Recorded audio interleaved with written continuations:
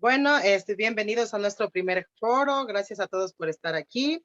Este foro es en el marco de desarrollo de la campaña Ecuador es racista, no lo ignores, que es una iniciativa y un trabajo conjunto entre las colectivas Afrocomunicaciones EC, Cimarrunas y Geografía Crítica con el apoyo de FES Ildis.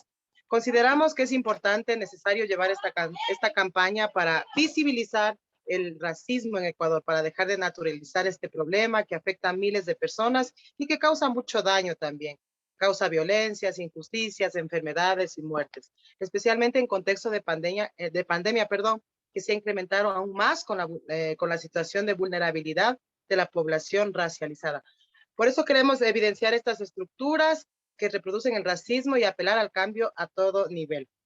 Muchísimas gracias a cada una de las panelistas, les doy la bienvenida y ahora les dejo aquí con la panelista Jacqueline Gallegos y también les hablará un poco del tema. Muchísimas gracias, Marisol.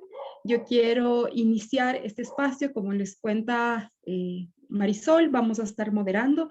Yo estoy acompañada de 4 mujeres grandiosas para mí, decirles que todas han sido como hay una conexión súper importante. Ale, nos han hablado un montón de toda tu trayectoria y sabemos también, Estefanía, también de todo lo que podemos aportar a pensarnos la conmemoración de un año más del 28S desde nuestro punto de enunciación, que es diversa, distinta.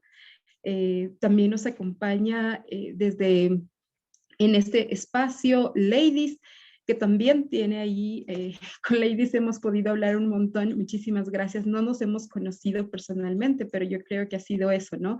El encontrarnos en estos espacios que nos mueven un montón. Y claro, también saludar a Suma Guastidas, que también nos está acompañando. Suma también desde su apuesta, desde una mujer de los pueblos originarios acá en el Ecuador. Entonces yo creo que podemos tener una conversación de estas miradas distintas, diversas, de lo que es para nosotros el 28S y poder también aportar desde estas miradas a esta estructura de la que estamos hablando y que es el racismo. Quiero decir, estas formas desde la racialización de nuestras cuerpos y cómo eso va también mutando todas nuestras luchas, pero que también va atravesando todas esas luchas y que tiene una significación distinta y diversa.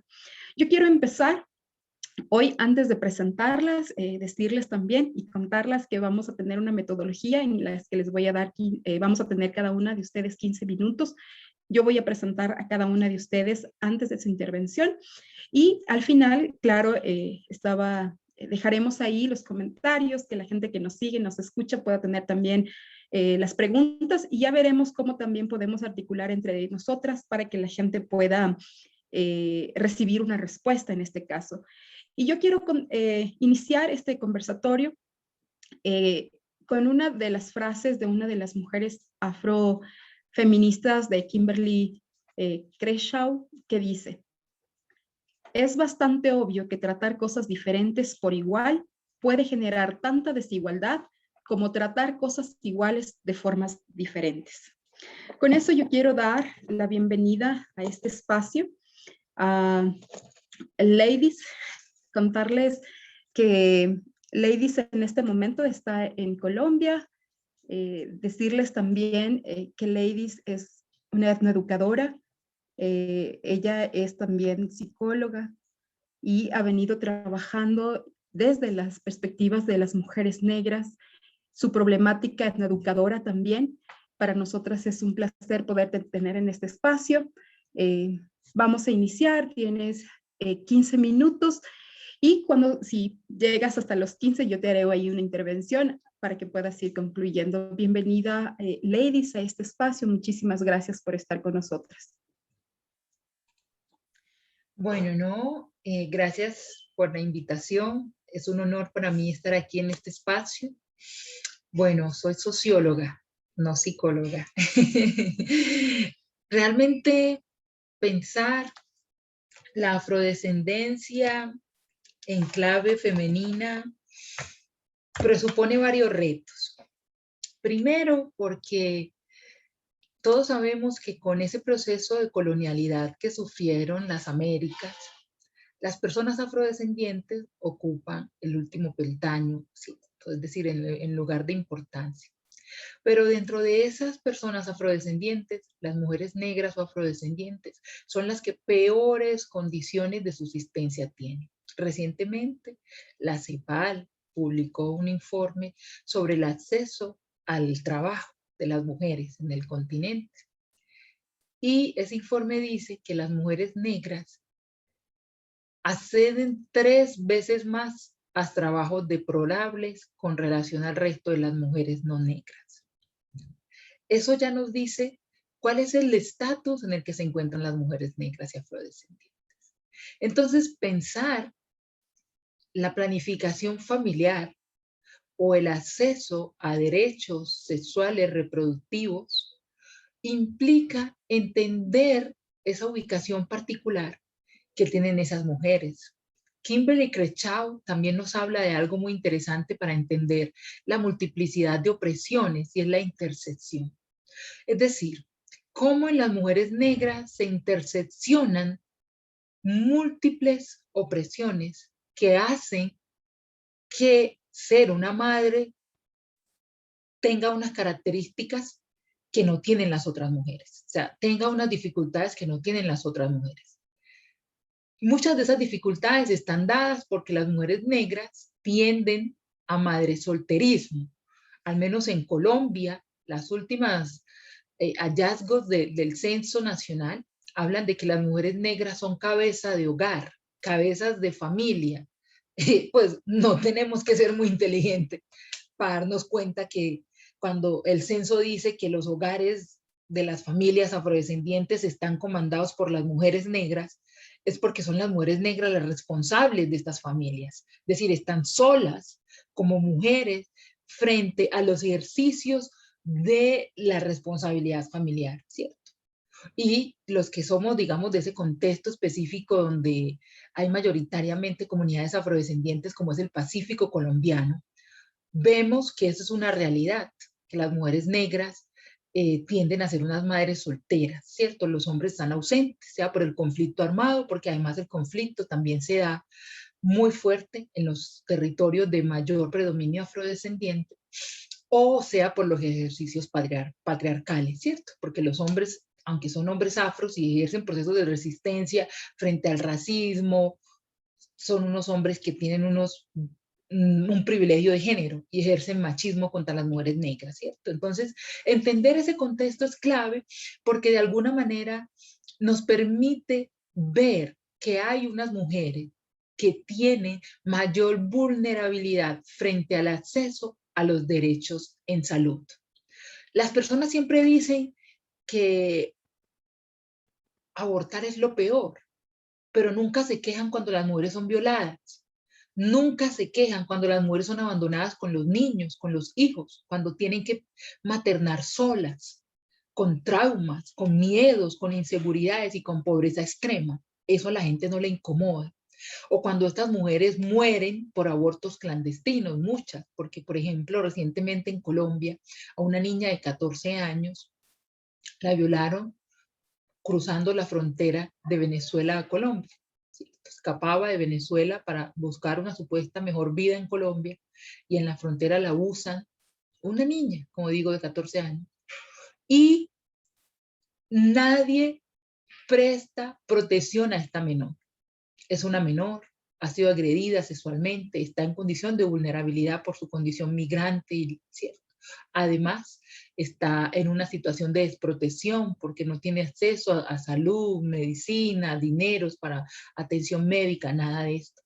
Y sin embargo, el Estado no acude a su protección de la niña y al cuidado de ella y la someten a un embarazo forzoso. O sea, la obligan, no le hacen aborto, no la atienden, aun cuando la ley en Colombia dice que si una mujer ha sido violada puede abortar, pero no hay una institucionalidad, no hay un aparato estatal que ejerza ese derecho, ¿cierto? Porque el juzgamiento hacia el cuerpo de las mujeres, ¿cierto? Está presente, aunque se supone que ya no estamos en la colonia, que ya no estamos en la Inquisición, pero siguen siendo esos mismos valores lo que rigen la práctica social.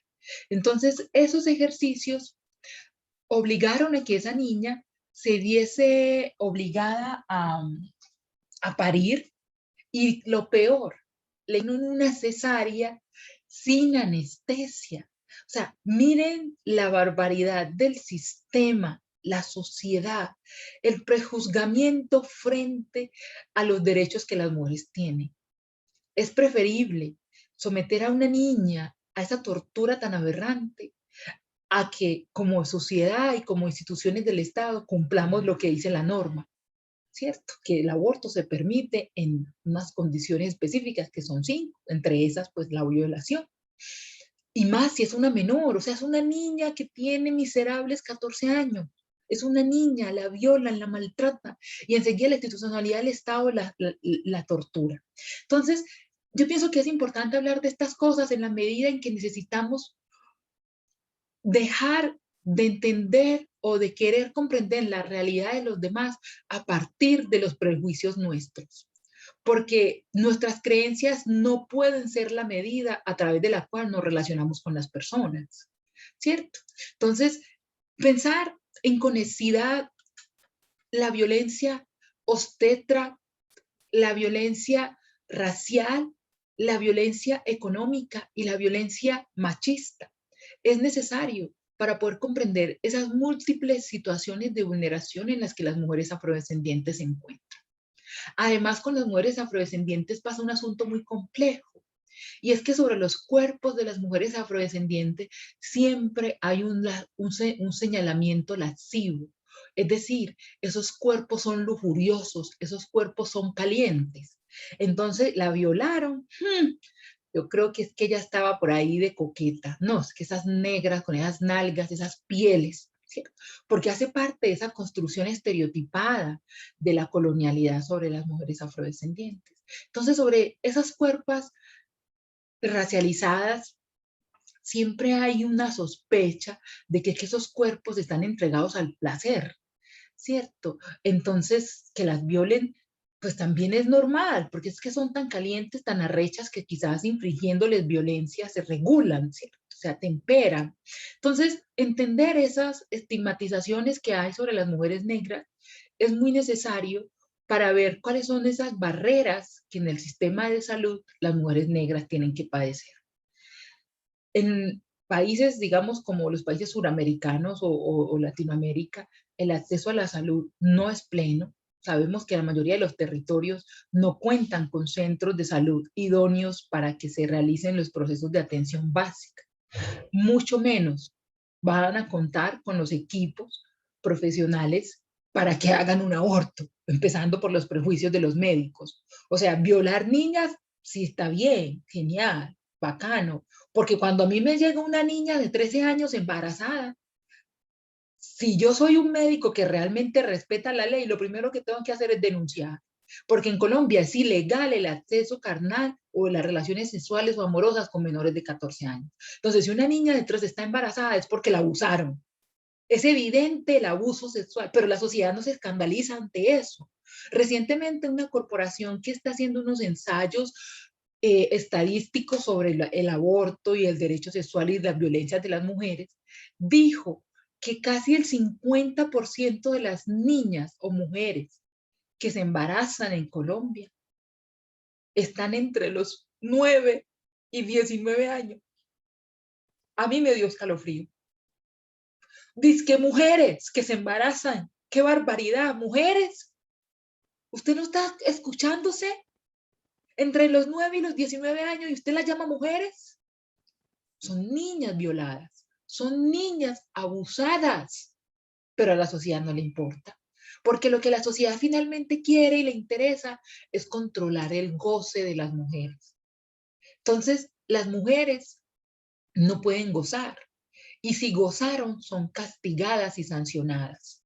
Por eso se le estigmatiza con el aborto. Y por eso el aborto se convierte en un problema para que las mujeres puedan acceder, porque hay que evidenciar que esa mujer infringió el ideal de una mujer perfecta, el ideal de María, que hay que seguir. Recuerden que María fue siempre virgen aún después de dar a luz a Jesús. Y ese imaginario religioso, porque además Latinoamérica es un continente extremadamente religioso, muy hipócrita, porque es demasiado violento. La violencia contra las mujeres son aterradoras, escalabrosas contra los niños, en los grupos, las bandas, pero somos disque muy religiosos. Son los más religiosos, los más rezadores, pero para violar mujeres, las violan con el Cristo en la mano, con el rosario en la mano, ¿cierto? Incluso lo hacen en nombre de las dioses en los que ellos creen. Entonces, entender esa arconicidad de esa idea sacra de las mujeres frente al impedimento de que las mujeres puedan acceder a políticas de seguridad sexual y reproductiva es necesaria, porque finalmente, por ejemplo, en el ámbito legislativo, ¿quiénes son los que toman las decisiones? Hombres. Hombres son los que legislan. Hombres son los que están legislando. Hay, por cada 50 hombres legislando, hay 1 o 2 mujeres. O sea, los hombres son los que legislan. Los hombres son los que definen cuál es el rumbo de las mujeres. Entonces, es necesario poder entender cómo opera ese control patriarcal sobre los ejercicios de derecho reproductivo de las mujeres.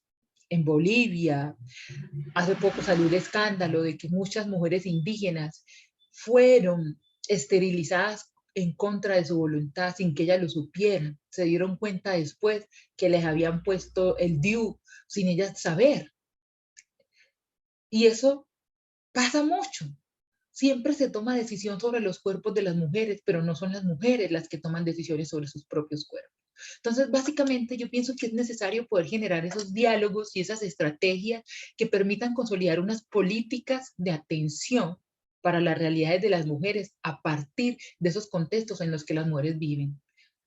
Miles de mujeres, niñas, son obligadas a maternar, porque si existe esa creencia de que el papel de la mujer es ser mamá, cuidar del otro, del marido, de los hijos, cuidar a otros, ¿cierto? Entonces es también necesario empezar a romper con esos esquemas tan machistas y que imposibilitan a las mujeres tener propios sueños, tener un proyecto de vida autónomo. Las mujeres no tienen un proyecto de vida autónomo en su mayoría, o se los da la iglesia o se los da la sociedad, pero ellas por sí mismas no tienen un proyecto. Entonces, creo que es necesario impulsar eso en las niñas, en las adolescentes, en las jóvenes. También es necesario lograr estar en las estrategias de poder para tomar decisiones frente a la complacencia de la ley con los abusos contra las mujeres, porque las instituciones están al servicio de los abusadores. Entonces a una mujer la abusan sexualmente y se naturaliza. Ahorita, por ejemplo, la pedofilia, que es un crimen y que se practica demasiado, ya la gente también lo romantiza. Entonces niñas de 14, 12, 13 años, dizque siendo parejas de hombres de 50, de 30, de 27. Es decir, está mal, pero la sociedad no lo rechaza, no lo rechaza, incluso se valida, se naturaliza y se legitima.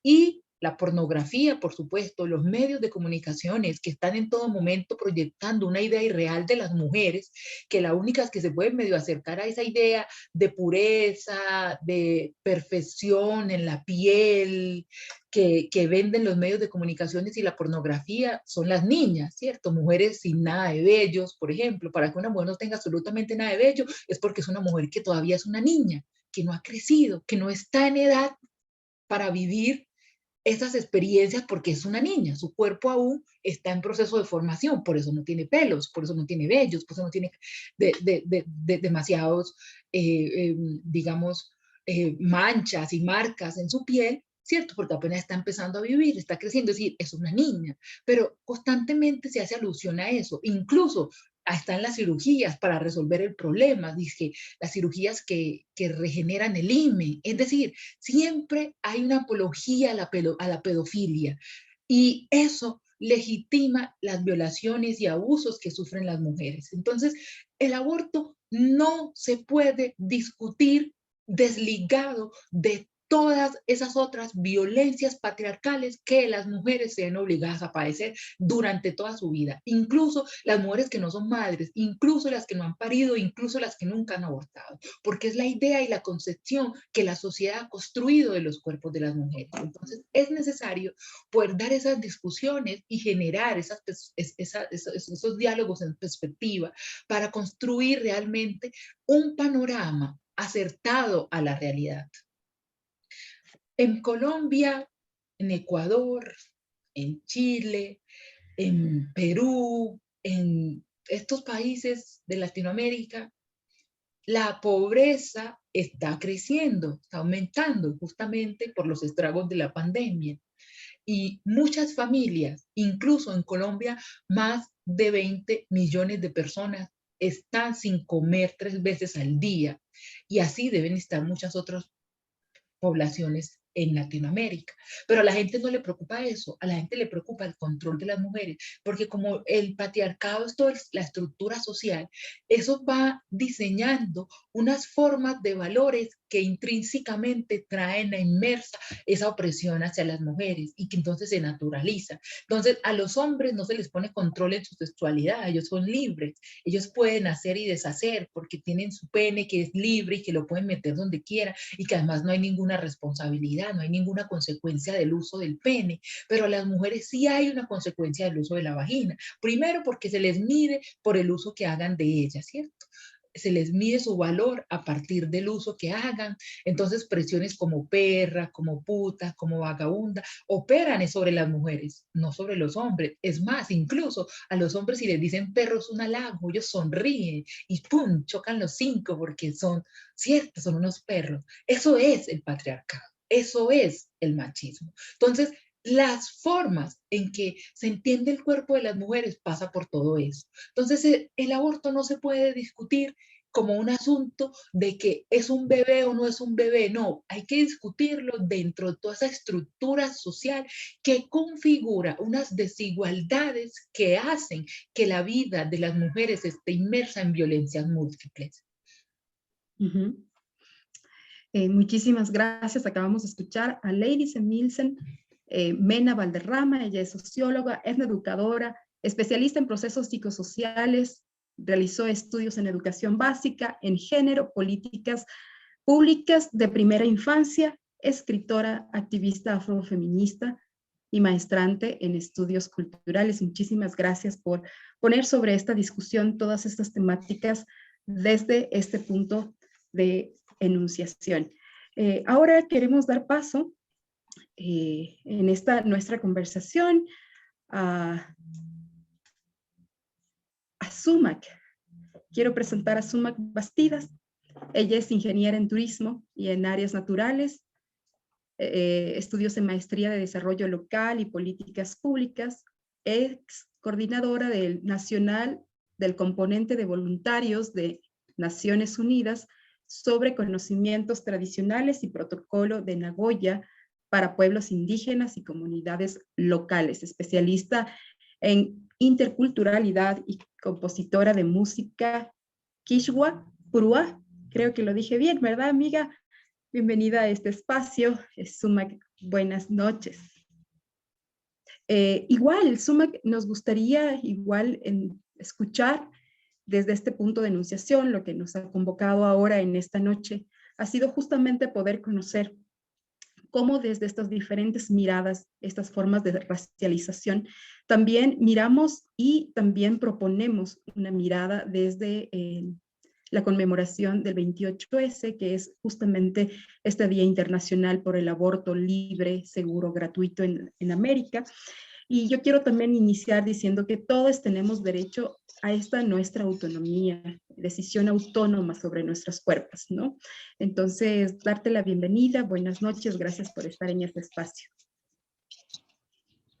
Allí tú que llamas na Guarmicuna, Sinche Guarmicuna, Kai Avia y la Zactamanta, Kai Tacaticushcamanta. Buenas noches a todos y todas, aquellas mujeres, compañeras, lideresas de comunidades, de organizaciones sociales, como ustedes, Afrocomunicaciones, Las Cimarronas, Ecuador, Ecuador, ¿cómo es? Ecuador, Ruta Crítica, y todas las mujeres y las hermanas de Aviala que se han sumado a este intercambio, a esta, nosotros antes decíamos, cuando estábamos en las comunidades, nos reuníamos alrededor de la tuspa, del fuego, pues ahora con la tecnología alrededor del Zoom.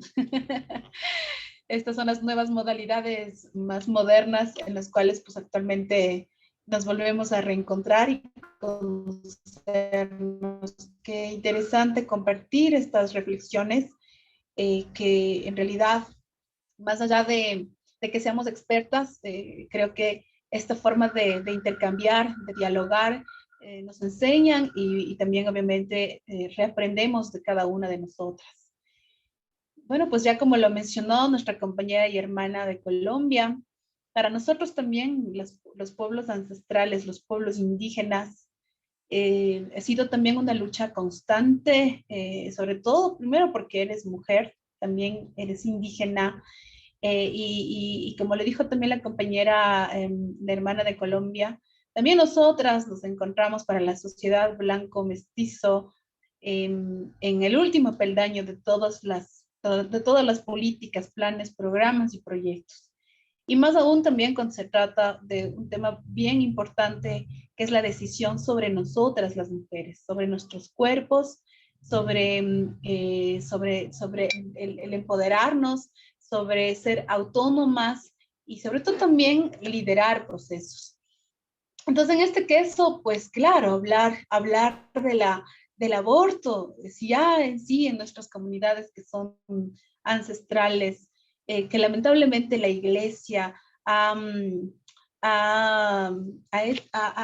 convertido en morbo el hablar libremente de nuestra sexualidad, del encuentro que ancestralmente había entre un hombre y una mujer, del respeto que existe y debe existir de nuestros cuerpos, tanto en el hombre como en la mujer.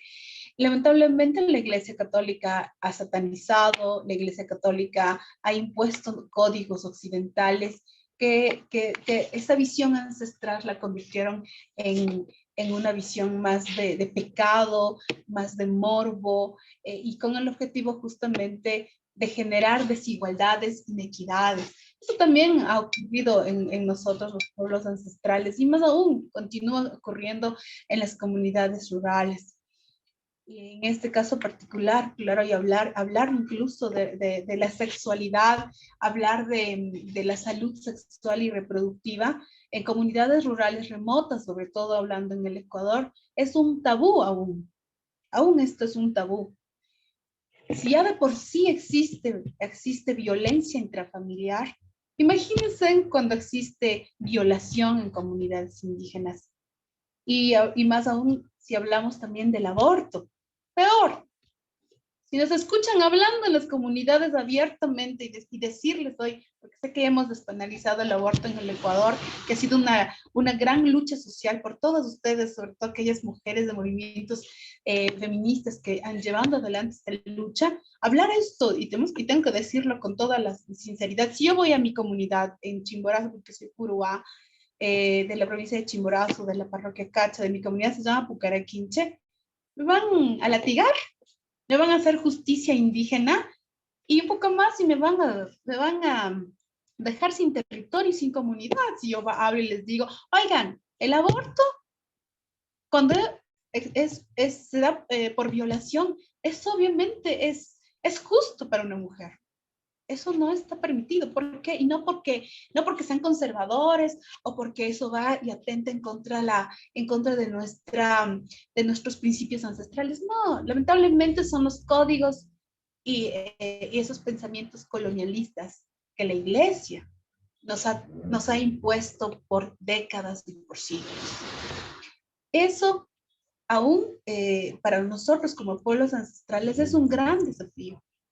Nosotros quienes, entre comillas, las que nos identificamos como indígenas urbanas, porque yo he emigrado hace más de 30 años a Quito, nosotros tenemos ya otra forma también de ver el mundo. No estamos diciendo que somos alienadas, pero sí mirando una convivencia más dual, donde también estamos conscientes de que tenemos derechos, que tenemos nuestra propia voz y nuestra propia decisión y de saber qué es lo que queremos como mujeres. No porque el hombre sea quien decida por nosotros o porque la sociedad decida por nosotros o porque la iglesia decida por nosotros. Eso yo ya lo he ido comprendiendo paulatinamente a medida que también se han ido ganando derechos. Y una de las herramientas que para nosotras las mujeres creo y considero es el empoderamiento. Estos espacios de encuentro que independientemente de que puedas o no tener acceso a una educación que te profesionalice, eso no significa que es el todo para ti. Espacios como estos que deberían replicarse en comunidades rurales también nos enseñan y nos empoderan. Una mujer empoderada, su voz se levanta en eco y se multiplica en miles. Una mujer que lamentablemente continúe subsumida en el marco del sistema, en la dominación, lamentablemente se invisibiliza. Y eso pasa en nosotros las comunidades indígenas. Y hablar del aborto, claro, pues si alguien tocara este tema incluso en una comunidad, obviamente los primeros en juzgarnos son los varones y las abuelas.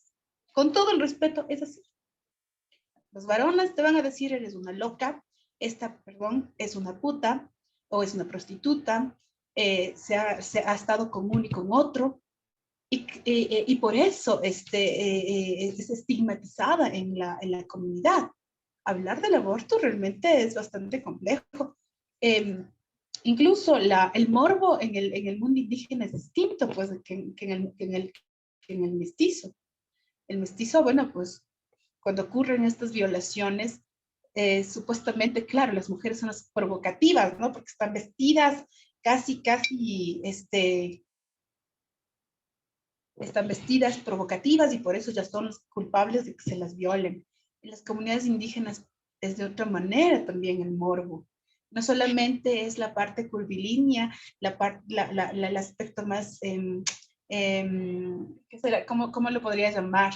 Más sensual, sino es desde otra perspectiva. Una mujer indígena no miran el morbo desde esa perspectiva, sino más bien cómo está fajada el anaco, cómo lleva cubierta su fachalina o la bayeta, desde esa perspectiva. Y ahí es cuando, claro, ocurren también las violaciones en las comunidades indígenas.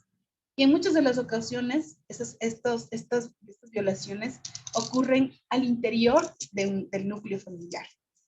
Yo tengo un caso muy cercano, no familiar, pero de un par de amigos, que lamentablemente el padrastro intentó y de hecho tocó las partes femeninas de una niña indígena, pero no, la familia está al tanto, está enterada, pero no han denunciado.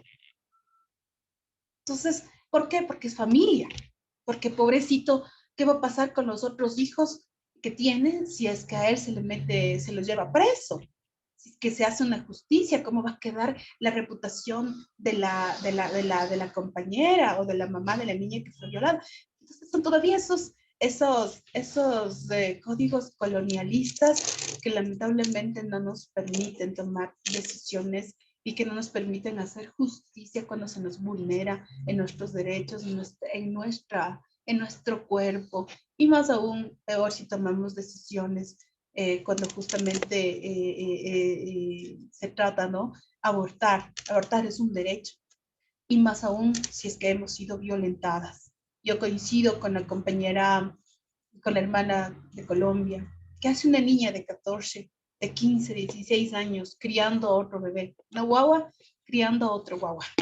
El sistema, el Estado, el GAT provincial o el GAT local, no va a decir, pues, yo me encargo de la educación, de la alimentación, de sanar espiritual, psicológicamente a esa mujer o a esa niña que fue violentada.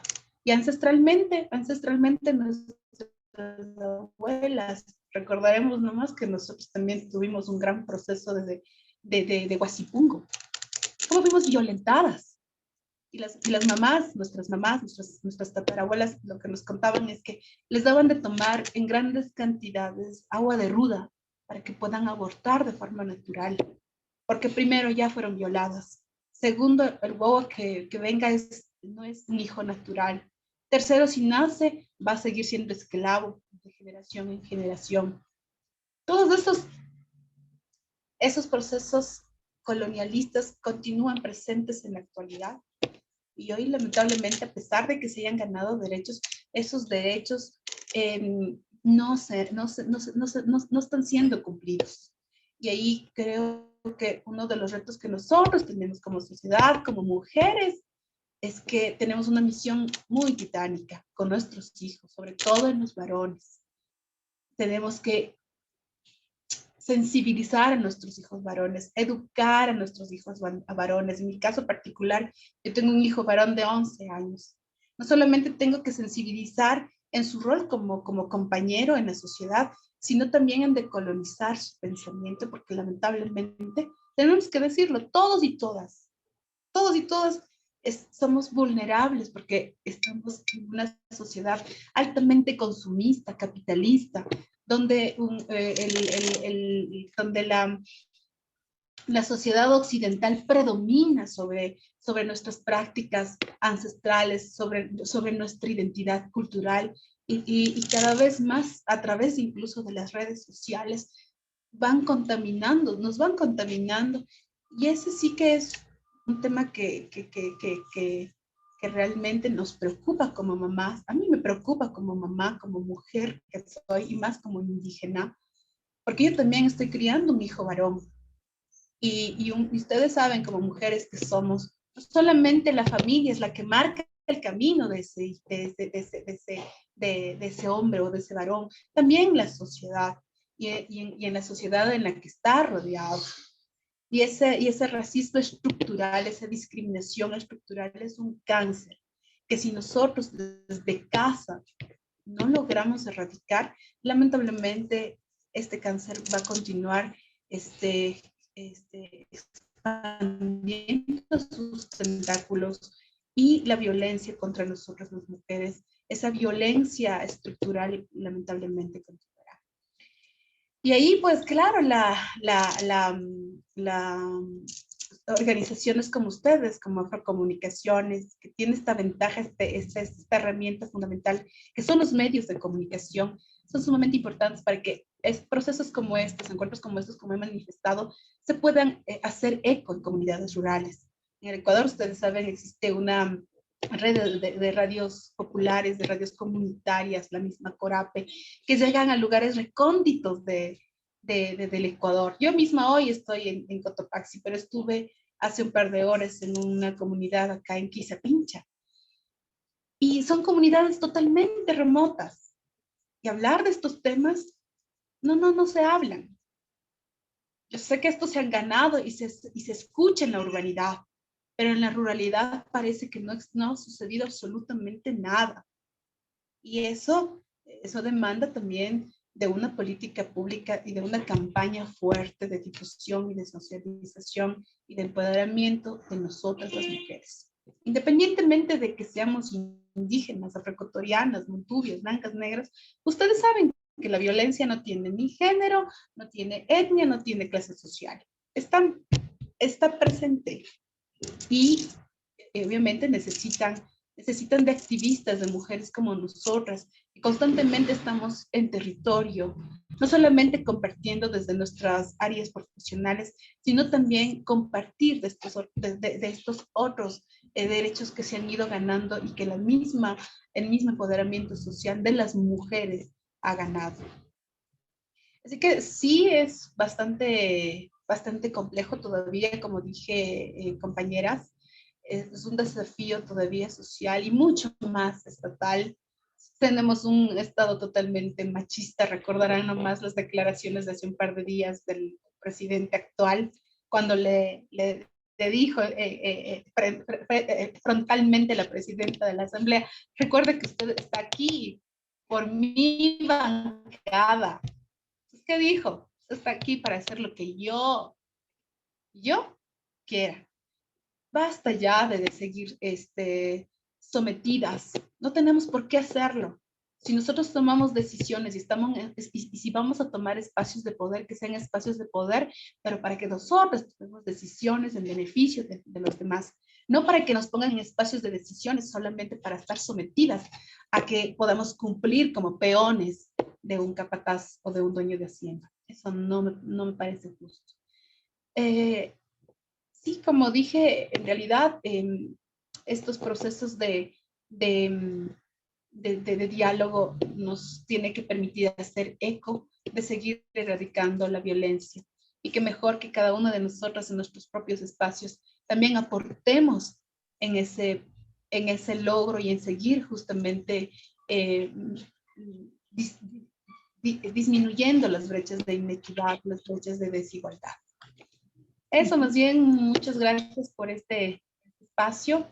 Como dije, y nuevamente vuelvo a ratificar, todavía hablar de aborto, hablar de una vida de salud sexual y reproductiva, sigue siendo un gran tabú en nuestras comunidades indígenas. Y por ello también es que aún sigue marcada la violencia intrafamiliar también en nuestras comunidades. Muchas gracias. Agradecerte a ti, Sumac, muchísimas gracias por esa apuesta, ¿no? Creo que ahí tenemos un montón de retos, esas formas en las que nos sentimos también interpeladas de continuar con nuestras comunidades, de continuar el acompañamiento de nuestras hermanas, indistintamente de las etnias, pero con esas necesidades y esas marcas coloniales que históricamente nos han ido marcando y que seguimos en esa brecha de desigualdad y de violencia. Ahora yo quiero dar paso a Estefanía Chávez. Ella es abogada de la Pontificia Universidad Católica, magíster en Género y Desarrollo de la Flaxo, Ecuador, y en Antropología Social por la Universidad de Oxford. Abogada senior de Surcuna, con experiencia en litigio intercultural y la defensa de mujeres criminalizadas por abortar en Ecuador. Estefanía, muchísimas gracias por estar en este espacio. Te dejamos con la palabra, devolvemos esa palabra para ti y que sepan todos, todas, que estamos justamente haciendo este conversatorio desde estas miradas distintas, diversas, de lo que representa para nosotros el 28S como el Día Internacional por el Aborto Libre, Seguro y Gratuito. Bienvenida a este espacio, Estefanía. Muchas gracias por la invitación y realmente escuchándoles a las compañeras que me han antecedido en la palabra, creo que es realmente nutritivo y muy clarificante el poder escuchar desde sus lugares de enunciación, desde sus voces, cómo ellas interpretan también que ahora mismo la criminalización, digamos, que las mujeres hemos sufrido por tanto tiempo, en la medida en que no se ha permitido en el Ecuador el aborto por violación, sino en casos excepcionales, cuando se trataba de mujeres que tenían una discapacidad mental, pues cómo esto ha impactado y ha tenido como implicaciones directas en las vidas de las mujeres indígenas y afro en particular. ¿Les puedo solicitar el permiso para compartir la pantalla, por favor? ¿Está habilitada? Creo que todavía no está. Listo, ya está habilitado. Gracias, muy amable. Bueno, voy a compartirles mi presentación. Espero que la misma pueda ser de provecho y también que pueda ayudar a dinamizar el diálogo esta noche. Bueno, por un lado decirles que yo voy a centrar mi presentación en la interlegalidad en la defensa legal de mujeres indígenas en Ecuador. Decirles que Surcuna es una organización que ha centrado su labor en la defensa intercultural y en la defensa también, digamos, desarrollada desde categorías como la interseccionalidad, categorías como el género propiamente. Entonces, en estos términos, comentarles que, me permiten un segundo, es que está habiendo un ruido en mi edificio y creo que voy a... Un segundo, por favor.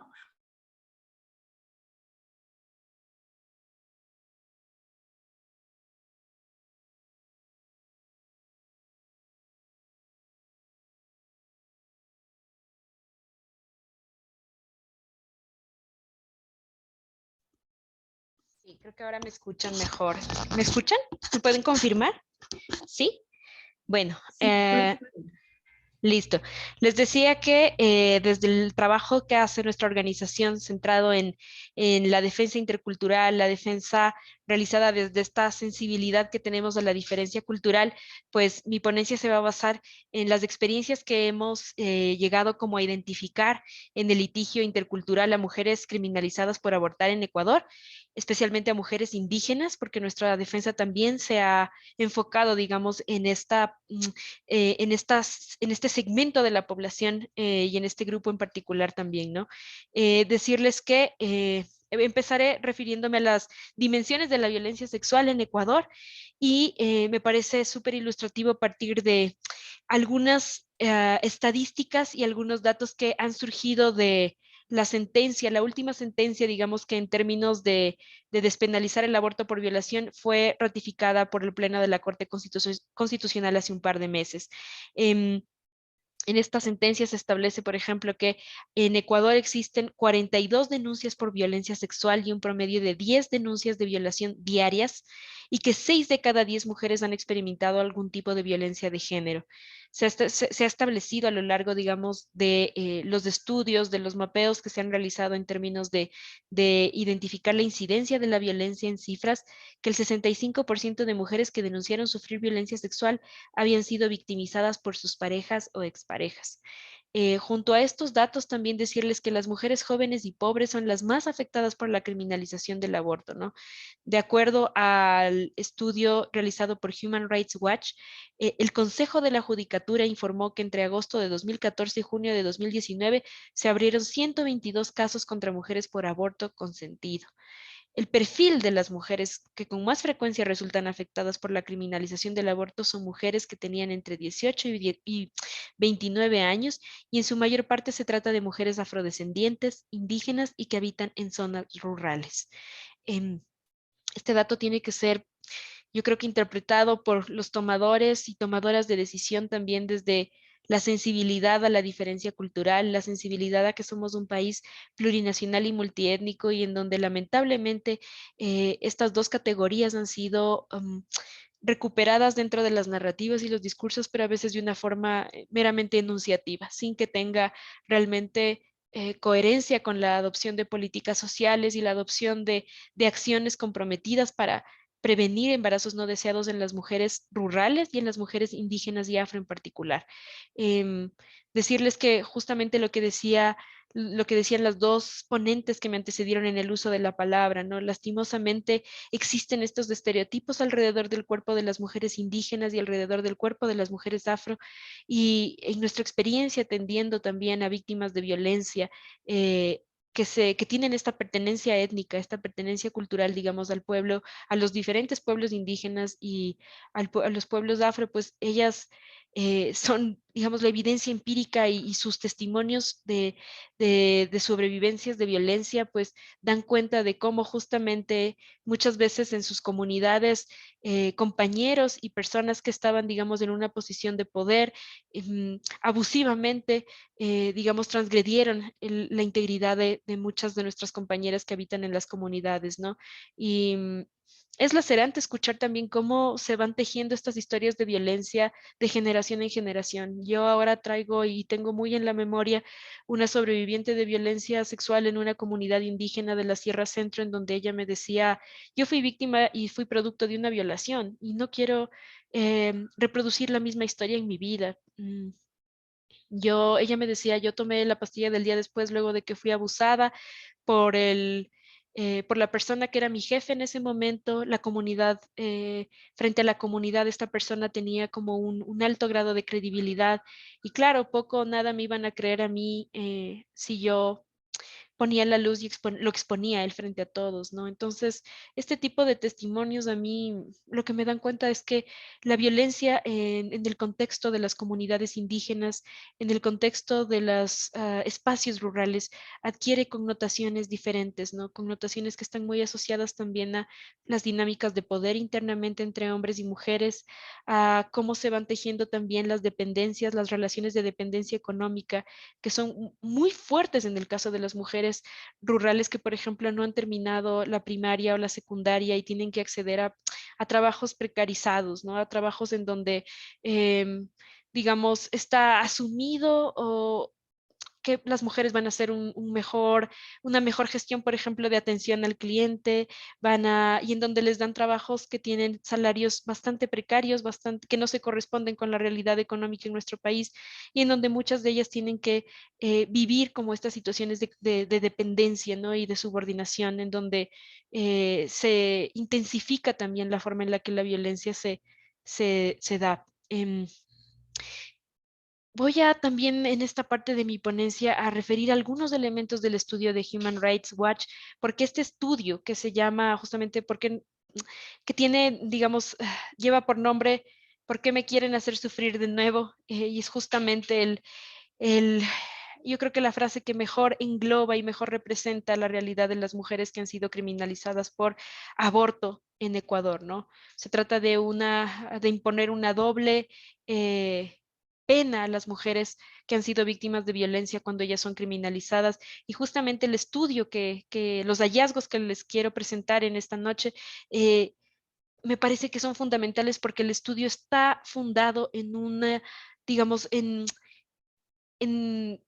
propiamente está fundado en un enfoque interseccional y en un enfoque que privilegia también el ver cómo la incidencia de la violencia sexual tiene connotaciones bastante dramáticas en el caso de la población que vive en zonas rurales y de la población indígena principalmente y la población afro. A partir del estudio de Human Rights se estableció, por ejemplo, aspectos como los siguientes, ¿no? 3 de cada 4 casos examinados por Human Rights en la muestra que construyó Human Rights para este estudio, identificó que en muchos de los casos, en 3 de cada 4 casos, son los médicos quienes vulneran el secreto profesional y develan, digamos, la información que en este caso está blindada por la Constitución y por el Código Orgánico Integral Penal y por la Ley de Transparencia y Datos Públicos, y que establece que, por ejemplo, existe información de carácter confidencial que en este caso tiene relación con la atención en salud que las mujeres reciben. Y sin embargo, ocurre que con frecuencia en 3 de cada 4 casos de mujeres judicializadas por aborto en Ecuador, los médicos fueron quienes denunciaron a estas mujeres cuando ellas accedieron al sistema de salud solicitando su atención cuando habían sido víctimas de aborto. Decirles que, por ejemplo, el estudio al que me refiero planteó que muchas veces los médicos también tienen como muy incorporado dentro de ellos este temor de ¿qué hago? El aborto es ilegal, entonces no debería yo exponer a una persona que está cometiendo un delito. Lastimosamente, la poca capacitación y el poco entrenamiento que ha tenido el personal médico en aspectos como la interrupción voluntaria del embarazo por la causal violación ha devenido en que muchos médicos no conozcan la dimensión ética y también la dimensión dentro de los derechos humanos del secreto profesional y de la atención que tiene que darse a las víctimas de violencia, ¿no? Human Rights también concluyó que en muchos expedientes judiciales que fueron examinados, los tribunales de garantías penales que conocieron de estos casos tenían actitudes negativas y sentenciosas frente al aborto. Es decir, por ejemplo, condenaban a que las mujeres realicen trabajo comunitario, condenaban a las mujeres a que ellas, digamos, reciban atención psicológica en la medida en que se desmarcaron de este estereotipo de ser una buena madre, una madre que acepta este destino de la maternidad como el único destino posible de las mujeres y el horizonte al cual todas supuestamente aspiramos, ¿no? Entonces, dentro del estudio al que me he referido, es destacable el hecho de que existió, digamos, de parte de esta organización internacional, un esfuerzo por construir una muestra que aún no siendo representativa, es una muestra conveniente, como ellos lo llaman dentro del estudio, y que demuestra también la realidad de cómo la judicialización de las mujeres se afinca en estereotipos y en ideas preconcebidas acerca de la maternidad y de cómo también los jueces y los tribunales de garantías penales castigan a las mujeres que se apartan de este estereotipo de la buena madre, ¿no? Pasando igual un poco a otros elementos que tienen relación con la radiografía que hace Human Rights Watch de la incidencia del aborto en el caso del Ecuador y en el caso de las mujeres indígenas y afro, decirles que, por ejemplo, Human Rights destacó que las tasas más altas per cápita de aborto se dan en las provincias orientales, como Pastaza, Morona, Santiago, seguidas de Esmeralda, Sucumbíos, Napo, El Oro y Zamora, Chinchipe. Imbabura también es una provincia en donde se han registrado una alta proporción de casos. El 48% de la población en Imbabura se identifica como indígena y 12 casos de la muestra que fue analizada por Human Rights Watch, en 12 casos tenían como origen la ciudad de digamos, la provincia de Imbabura, ¿no? Es importante decir que la forma en la que está representada la población indígena y afro en el caso de Ecuador y en el contexto de América Latina es bastante relevante tener en cuenta que Ecuador es un país de población mayormente mestiza, pero tiene la sexta mayor proporción de personas indígenas y la quinta mayor población de afrodescendientes en América Latina, ¿no? Decirles que desde este enfoque que busca, digamos, exponer cómo se cruzan las diferentes variables de, por ejemplo, pobreza, vivir en zonas urbano-marginales o rurales y asimismo tener una pertenencia étnica, decirles que Human Rights Watch estableció que existe una correlación entre el hecho de que muchas de las víctimas que habían sido, digamos, judicializadas por aborto eran personas que además de pertenecer a un grupo étnico, estaban marginadas económicamente, ¿no? Y decirles que en cuanto a los grupos etarios que mayormente se ven afectados cuando hablamos de mujeres que abortan en la clandestinidad y luego son judicializadas, Human Rights Watch identificó que muchas de estas mujeres tenían entre 18 y 29 años y también muchas de ellas se encontraban en la franja etaria de 10 a 14 años, ¿no? Em, Decirles también que, bueno, a partir de este estudio se identificó que muchas de estas mujeres pues no contaban con información sobre las leyes en materia de aborto y los pasos para poder acceder a un aborto legal. Y también en muchos casos lo que se había identificado era que ellas tenían menos probabilidades de acceder a información y a recursos necesarios para obtener servicios de aborto seguro. En nuestra, digamos, en nuestra experiencia dentro del litigio, nosotros habíamos identificado que muchas mujeres indígenas urbanas, como lo manifestó SUMAC, pudieron, por ejemplo, acceder a los servicios de atención legal de Surcuna a través del Internet, por ejemplo. Encontraron que tenemos una página en donde nosotros directamente decimos y establecemos que las víctimas y las mujeres que son criminalizadas por aborto pueden contar con una defensa legal técnica llamando a Surcuna y contándonos acerca de sus casos, ¿no?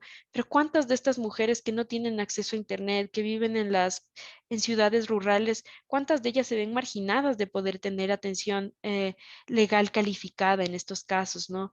Decirles que dentro del estudio de Human Rights Watch, un aspecto que también nos causa mucha preocupación y que se identificó en el estudio es que varias mujeres víctimas digamos, perdón, que han sido criminalizadas por aborto, refirieron en sus casos haber sufrido presión o coerción emocional o verbal de parte de la pareja, pero muchos de estos casos no son investigados, por ejemplo, no sé, paralelamente a los casos por ejemplo, de judicialización de aborto, teóricamente debería abrirse también un expediente por un delito de violencia sexual cuando, por ejemplo, las mujeres establecen y señalan que ellas han sido víctimas de presiones, coerciones, y sin embargo la Fiscalía no hace nada frente a esos casos. El deber de objetividad que tiene Fiscalía le debe, digamos, le conmina a producir pruebas de descargo para el caso de las mujeres criminalizadas por abortar. A ellas se les abre propiamente una investigación, pero las fiscalías deberían, digamos, están llamadas por el Código Orgánico Integral Penal a que se puedan producir elementos para descargar su responsabilidad cuando esto se evidencia, ¿no? De la propia historia del proceso. Y sin embargo, esto no ocurre. Decirles que a mí me parece también sumamente ilustrativo y dice mucho también algunas secciones de la sentencia recientemente aprobada que despenaliza el aborto por violación y que me parece que engloban también mucho del sentir de las organizaciones feministas, ¿no? El hecho de que Por ejemplo, se dice en la sentencia que los abortos por violación se han producido a pesar de la criminalización del aborto. Nadie espera llegar al 9º mes para abortar, como se ha sostenido. Tampoco se fomentará el aborto, ¿no? Eso lo decían en su voto salvado uno de los jueces, perdón, en su voto razonado, el juez Ramiro Ávila dentro de su razonamiento. Él también decía, despenalizar el aborto significa valorar la vida y dignidad de las mujeres y prevenir su muerte. Si una de las finalidades del Estado es garantizar la vida, desde la perspectiva de la salud pública, se debe optar por el medio que menos daño produzca. Uno de los medios es descriminalizar el aborto, que no es sinónimo en modo alguno a legalizarlo o promoverlo. Aún guardando como una distancia también en la medida en que las organizaciones también siempre seremos críticas y siempre seguiremos luchando para que el aborto libre demanda sea una realidad en nuestro país. Desde luego que coincidimos con estos razonamientos que establecen que la despenalización del aborto por violación, lejos de permitir este acceso indiscriminado a lo que ciertos sectores consideran que es todavía el privilegio al que solamente deberían acceder quienes han sido víctimas o de violación o quienes se encuentren inmersas en la causal, por ejemplo, de salud. Porque el aborto también se permite en nuestro país cuando está en riesgo la salud de la madre, pues decirles que es desde luego aberrante el pensar que sigamos como teniendo que soportar estas ideas caducas y estas ideas que realmente lo que hacen es menospreciar la experiencia de las mujeres, menospreciarla dentro del sistema de salud, menospreciar las historias de vida de las sobrevivientes de violencia sexual y menospreciar también eh, todo lo que conlleva el que el Ecuador sea el país de Latinoamérica, el tercer país con la tasa más alta de embarazos adolescentes, ¿no? En casos de adolescentes. Entonces, decirles que realmente hay como una brecha súper fuerte que se identifica en lo que estamos viendo ahora, en términos de que las mujeres seguimos teniendo que soportar toda esta carga moral sobre nosotras y sobre nuestros cuerpos y sobre nuestro ejercicio de la sexualidad.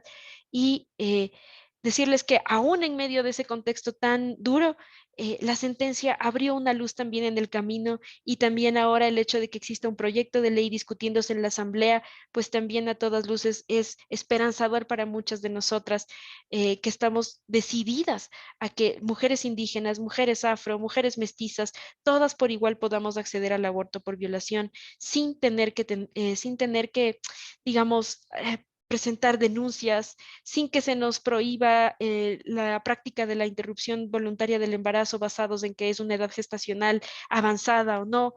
Estamos realmente hoy por hoy viendo que nos encontramos frente a un panorama que se bifurca en dos caminos para el Ecuador, ¿no? Y con esto me gustaría como también ir problematizando algunos aspectos que, por ejemplo, SUMAC y nuestra compañera de Colombia ya plantearon, ¿no? Nos encontramos realmente en una realidad que es lacerante en el Ecuador. Realmente para muy pocas personas es evidente que el Ecuador, al tener una proporción sumamente significativa de población indígena, necesitamos tener diálogos también que acerquen estas aproximaciones interculturales y de la realidad localizada de las mujeres, desde sus realidades geográficas, desde sus experiencias de vida, desde sus pertenencias étnicas. Decirles que, digamos, dentro del ejercicio, digamos, de defensa legal que Surcuna ha tenido a lo largo de este tiempo, defendiendo a mujeres indígenas judicializadas por abortar en ciudades como Riobamba, en ciudades como Tabalo, hemos visto que es sumamente importante que la interlegalidad, el pluralismo jurídico sean herramientas que nos ayuden a empujar a que los jueces, juezas, tribunales de garantías penales orienten sus decisiones también basadas en la sensibilidad a la diferencia cultural. Y en estos términos nos parece siempre importante, por ejemplo, traer a colación uno de los... un caso que fue especialmente ejemplificativo e ilustrativo de cómo las mujeres indígenas, por ejemplo, se ven de forma desproporcionada afectada cuando son judicializadas, ¿no? Tuvimos un caso de una muerte accidental de un bebé por parte de su madre. En esos casos, digamos, las mujeres que dan a luz a un recién nacido en condiciones sumamente precarias y que han sido víctimas de violación, pues no es una excepción el hecho de que ellas muchas muchas veces dan a luz, el puerperio se vuelve un momento sumamente dramático en sus vidas, la recuperación durante el puerperio no, para ellas no es posible porque no tienen redes de apoyo y hemos visto con bastante, digamos, frustración e impotencia que muchas de ellas, por ejemplo, se encontraban exhaustas, no pudieron tener acceso a los sistemas de salud, dieron a luz en sus casas, en sus dormitorios, en sus habitaciones, en habitaciones en donde vivían en condiciones tan precarias y dramáticas. Y en un caso en particular que nosotros defendimos, pues encontramos que una mujer había sido judicializada por la muerte accidental de su hijo. Y sin embargo, pues vimos que la prensa local, junto a también los comentarios que surgían en redes sociales, porque la prensa, digamos, tuvo gran resonancia el caso dentro de las redes, pues vimos que en estos casos es la prensa la que decide el destino de la mujer, ¿no? Y lamentablemente en esos casos vemos que las mujeres están despojadas de sus garantías judiciales, de sus derechos al debido proceso, el hecho tan básico como poder tener o información en su propio idioma, que nunca va a ser lo mismo que te den la información en un idioma que no es tu lengua materna. Entonces, decirles que este caso en particular, que me parece bastante ilustrativo traerlo digamos, sobre la mesa, ponerlo esta noche, me parece que da cuenta de cómo se entretejen las desigualdades y también cómo se entreteje el hecho de que en nuestro país hay un largo trecho que recorrer para que tengamos una justicia intercultural y en la que exista un diálogo entre las justicias, ¿no? Entre los sistemas normativos, propiamente el sistema ordinario y los otros sistemas, digamos, de los pueblos y nacionalidades. Decirles que, por ejemplo, en estos casos hemos nosotros tenido la orientación, digamos, que viene desde la teoría, desde la antropología legal, de poder incorporar también el análisis de la antropología propiamente legal en estos casos, como lo mencioné, pero las concepciones que han surgido desde este marco de análisis pues han sido muy productivas en términos de aproximar la complejidad que tiene el hecho de que en un país puedan coexistir varios órdenes jurídicos, ¿no? Em, Estefi. sí, ya se acaba mi tiempo, ¿cierto?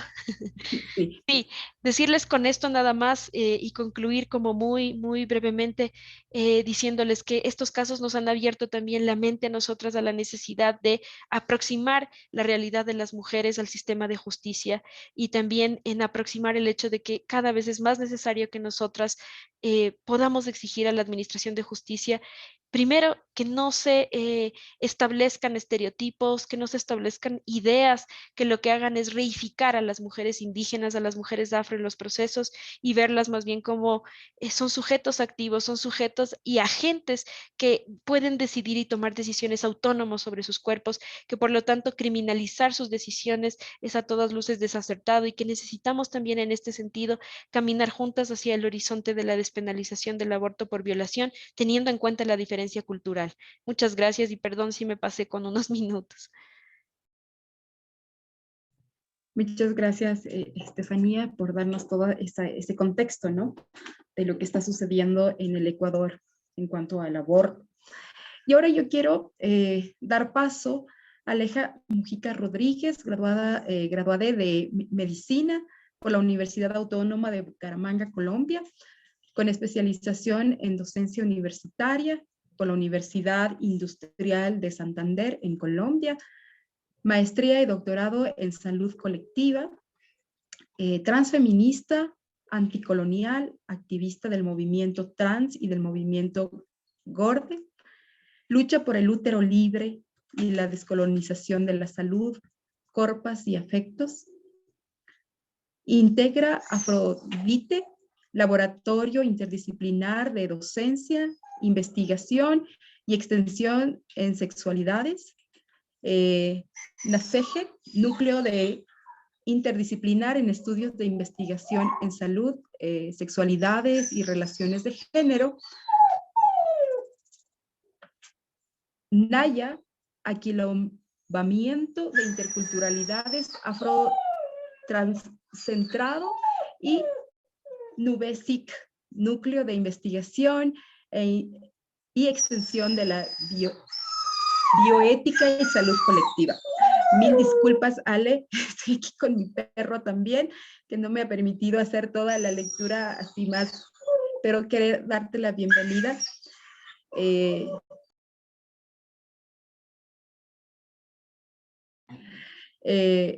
Darte la bienvenida, se nos hace tan importante también tu apuesta, desde todo lo que vienes haciendo y de todo lo que también representa para nosotras. Darte la palabra, dejarte la palabra, es tuya. Adelante, Aleja, bienvenida a este espacio. Gracias, Jackie. Entonces, bueno, primero quería agradecerte, ¿no? Por la invitación. Fue bastante bonito cuando pues te leí ahí por Instagram. Y también agradecer a las otras compañeras, ¿no? Que nos están acompañando, a todas las personas que también nos están acompañando, nos acompañarán en un momento cuando nos escuchen. Y pues a todas las personas que también están ayudando pues con la tecnología, porque sabemos que siempre es complicada y nos da sus sustos. También saludar a tu perrito o perrita, no sé, ojalá que se encuentre bien. Yo también tengo una gata que ella también vive siempre entrando en todos los eventos, a ella le encanta participar. Y pues bueno, quería pues, así yo estuve escuchando, ¿no? Y ya hice varias anotaciones y varias cosas para compartir también con ustedes. Y pues comentar que yo soy de Colombia, ¿no? Nací en Colombia, pues, pero vivo en Brasil ya hace unos buenos años, hace ya 9 años más o menos que vivo en Brasil. Yo estoy viviendo en el sur del Brasil, en una ciudad que se llama Florianópolis, que es en Santa Catarina, y que bueno, está más, por eso tenemos esa diferencia de horario, ¿no? Estamos más cerca a Chile, ¿no? Argentina. Aquí en Floripa, ¿no? Yo hago parte de una frente que llamamos como una colectiva, en la cual pensamos en la legalización y la despenalización del aborto, ¿no? Aquí en Brasil. Y hacemos parte de otras redes también que se han construido a lo largo de estos últimos años a nivel también, pues Brasil es un país gigante, ¿no? También. Entonces, más o menos que se ha intentado también tener red entre las diferentes colectivas que se han construido en las diferentes también regiones del Brasil. Y pues también acompaño a algunas otras colectivas a nivel de la Yayala, ¿no? Acompaño una colectiva en Chile, ¿no? Con las amigas y en la casa. También reconozco algunas colectivas de Argentina, bueno, las socorristas, que son bastante también reconocidas. También acompaño una colectiva en Colombia, específicamente en Bogotá, ¿no? Que es la ATAC, que es la Alianza Transmasculina Abortera de Colombia. Entonces, por ahí también transito esos espacios, ¿no? De una forma más también virtual. Y creando algunas redes también. He participado en algunos eventos, inclusive con las hermanas de Socorristas en Red, y ahí conocí a otras personas de otros lugares de Yala que han construido colectivas para discutir el aborto, ¿no? Discutir todo lo que representaría, ¿no? Lo que se pensaría cuando discutimos aborto, en los escenarios, diferentes territorios que nos perpasan y que también transitamos. Yo quería pues entonces pensar un poco también, ¿no? En cuanto que, escuchándolas también, me puse a pensar cuánto que a veces pensar, por ejemplo, también el aborto es pensar la propia heterocisnormatividad, ¿no? Es pensar todo también, el racismo, es pensar toda esa hegemonía también de la branquitud, es pensar cómo se construyó también Abya Yala a través de la colonialidad y los efectos de la colonización, que aún estamos viviendo varios de ellos. Inclusive hay gente que ya está hablando de la neocolonización en algunos espacios, ¿no? Y cuánto que en ese propio proceso de colonización, el cuerpo de las mujeres y cuerpos que eran también leídos como cuerpos de mujer, ¿no? Cuerpos que tenían vulva, vagina, eran cuerpos territorio de colonización, ¿no? Y aún hoy vivimos ese lugar de cuerpo y territorio de las mujeres y personas con vulva como cuerpos que son cuerpos que son posibles de ser colonizados, como si fueran, no les pertenece a esas personas, ¿no? y hemos vivido desde la colonización, despertenecimiento de nuestra propia cuerpo, ¿no? No tenemos esa autonomía, ¿no? Inclusive a veces tenemos que pedir porque nos dé autonomía, siendo que la autonomía de ella no puede ser tercerizada, ¿no? De hecho, la autonomía es solo mía, ¿no? O sea, no podemos pedirle a alguien que nos la dé. Y entonces tenemos como a veces unos caminos de pedirle a ciertas instituciones o a las personas con las que nos relacionamos, etcétera, como que, ay, por favor, me da un poquito de autonomía, pues porque yo quiero aquí tener el derecho a mi cuerpo, ¿no? Entonces ya ahí es como que, ahí partimos, bueno, entonces, ¿qué llamamos autonomía finalmente? Y que yo digo que lo que el Estado también llama autonomía, ¿no? Y las otras instituciones también que hacen parte del propio Estado. Porque me parece muchas veces que a veces, y aquí son provocaciones que yo estoy haciendo, ¿no? También como persona que es de la salud y que también construye política pública, y es que tanto también a veces estamos mucho atrás de unas migajas de afecto colonial, ¿no? A través de la migaja, ay, por favor, me da una política pública pues para que yo pueda subsistir.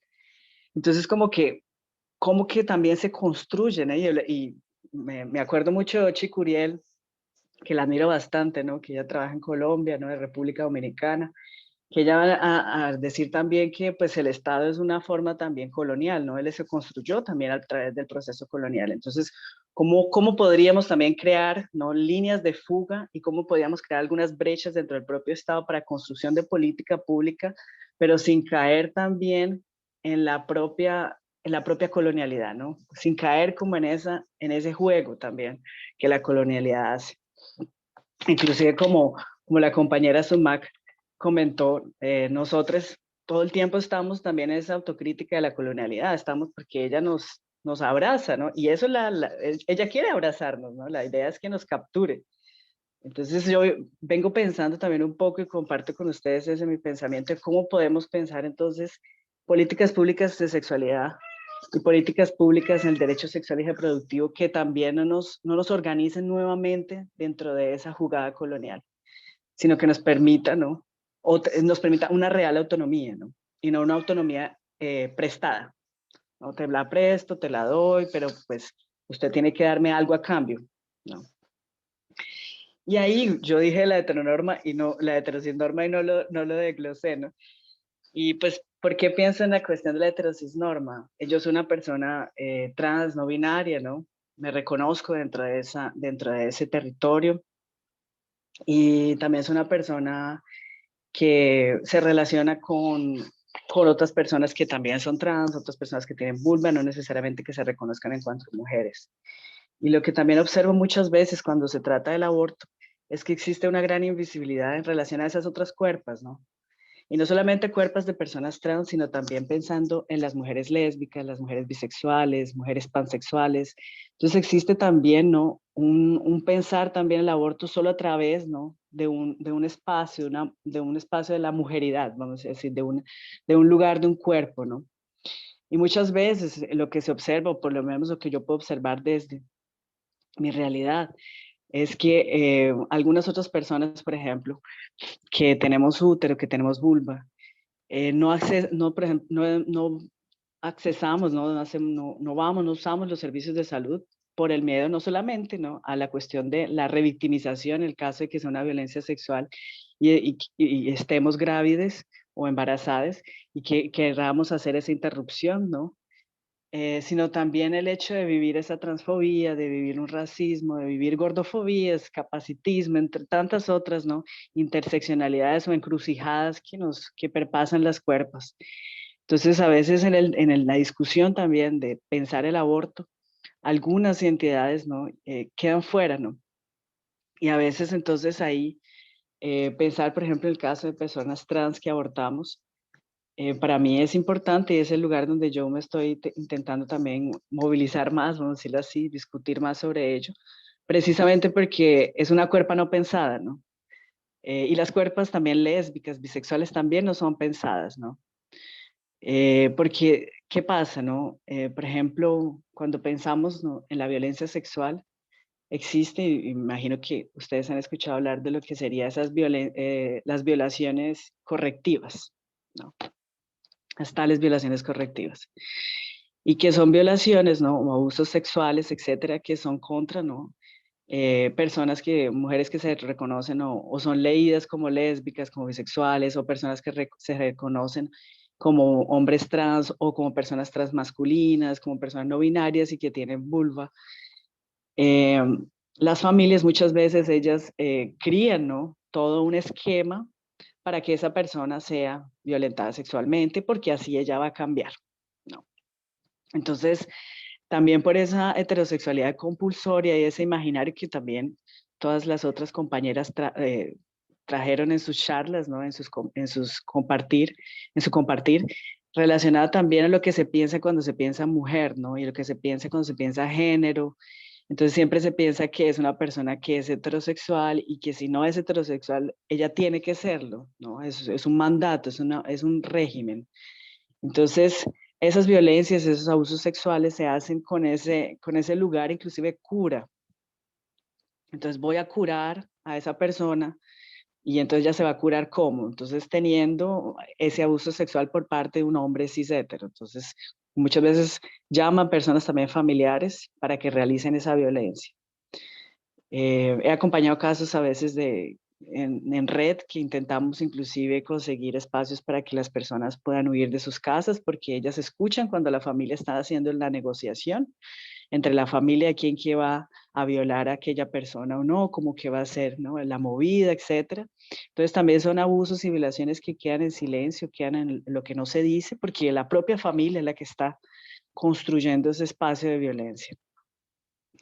Entonces, pensar también el aborto y pensar los derechos sexuales y reproductivos es también pensar, ¿no? En cómo entonces vamos a discutir también una heterosexualidad compulsoria, cómo vamos a discutir también el hecho de que ni todas las mujeres se van a relacionar con hombres cis hetero.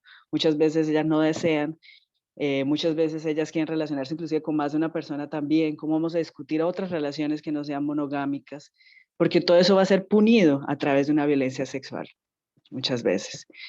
Y también cómo pensar cuando a veces se discute el aborto, ¿no?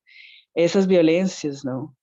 Por la heterocisnorma y también que incluye, por ejemplo, las violaciones y los abusos que suceden dentro también del matrimonio. Porque hay una cosa muy particular, y aquí en Brasil también lo observé, en Colombia también lo he observado, y es que, por ejemplo, si esas personas que son, por ejemplo, un hombre y una mujer cis hetero, están en una relación, y se tiene ese imaginario, como ustedes ya comentaron, de que entonces la mujer siempre tiene que estar ahí como un territorio disponible a todo lo que el hombre desee, ¿no? Ese hombre cis hetero.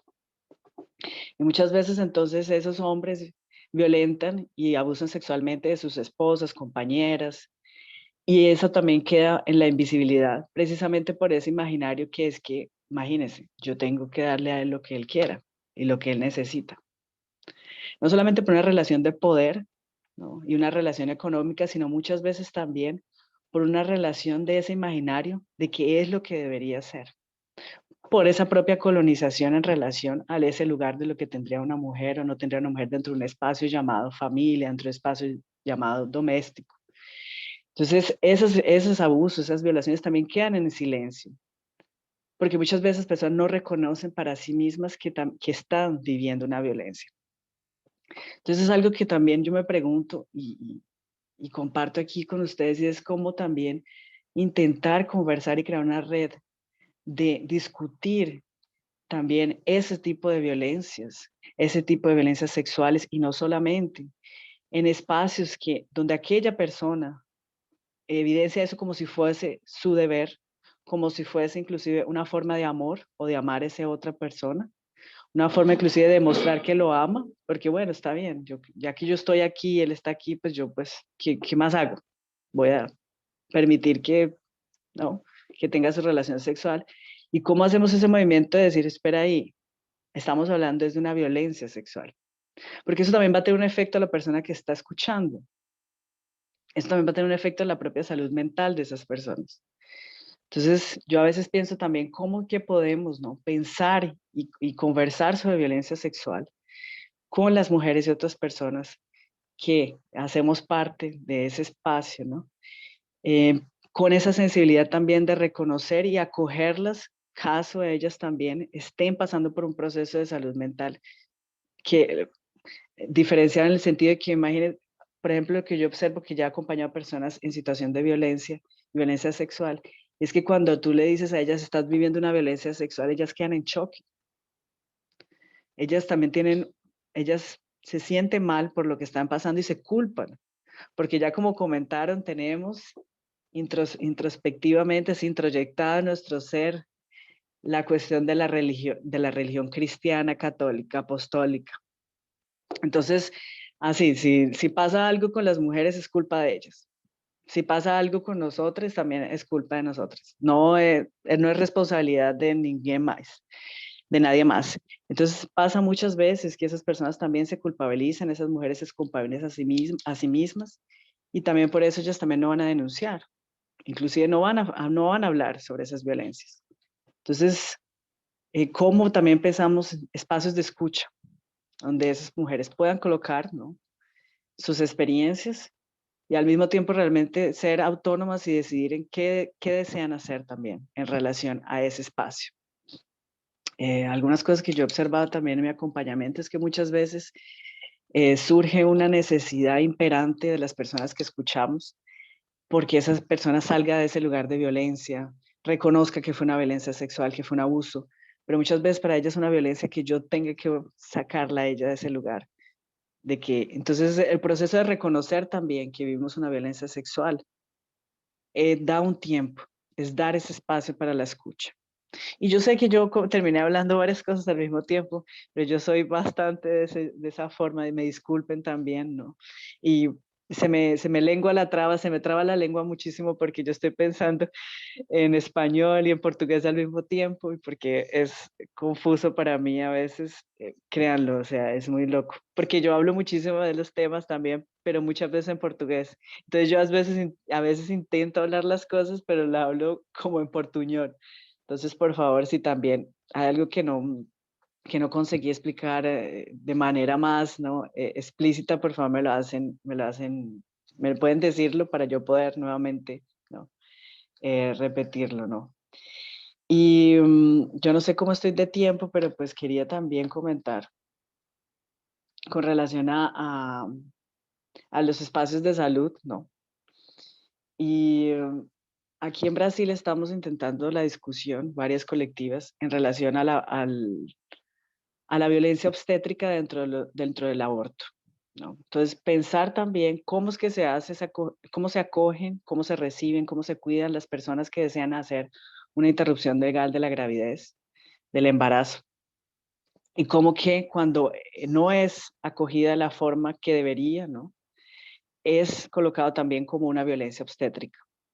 Aquí en Brasil, inclusive, hay una política que se llama humanización, ¿no?, que sería como, de alguna forma, tentar que los procesos de embarazo, acompañamiento, etcétera, sean procesos que sean respetuosos, que sean, ¿no?, acogedores, que las personas de los diferentes espacios de la salud no generen ningún tipo de discriminación y violencia para con estas personas que están gestando. Y la idea también es inclusive pensar el proceso de gestación o el proceso, ¿no?, de salud reproductiva y sexual de las personas gestantes, también el aborto dentro de ese propio proceso, porque finalmente el aborto también hace parte del proceso de gestación, ¿o no? Él también hace parte de todo el proceso corporal y fisiológico. Entonces la idea de yo tengo toda una crítica con la palabra humanizar, porque imagínense, tenemos que humanizar algo. Entonces, primero dice mucho en relación a cómo que tratamos las personas, otros seres vivos que no son humanos, y dice mucho también aquí lo que estamos humanizando, ¿no?, también. Pero pues fue una estrategia, ¿no?, política aquí del propio movimiento feminista también para disminuir la violencia obstétrica que acontecía, ¿no?, con esas personas gestantes, y la idea también es pensar el aborto y pensar cómo entonces se da esa acogida a esas personas que quieren hacer la interrupción, que quieren hacer esa interrupción legal, y cómo ellas también están sufriendo excesivas violencias por parte de estas personas profesionales de la salud, inclusive muchas veces violencias también sexuales dentro de esos espacios de la salud. Porque esas personas pues a veces muchas veces no reciben anestesia y ahí hacemos toda todo ese pensamiento interseccional también, esas encrucijadas, ¿no? Entonces, si ya acontecía aquí en Brasil también, similar a como las compañeras comentaron, acontecía, por ejemplo, que personas racializadas, personas que no son heterosexuales, y llegaban a los sistemas de salud, por ejemplo, para tener sus crianzas, ya no recibían anestesia, eran súper maltratadas, decían, bueno, ¿y para qué es que tuvo más hijos? ¿Quién que la manda? Etcétera. Entonces, los procesos de aborto, esas violencias también suceden, y suceden aún más intensas, porque es esa cuestión de que usted está tirando la vida de alguien, ¿no?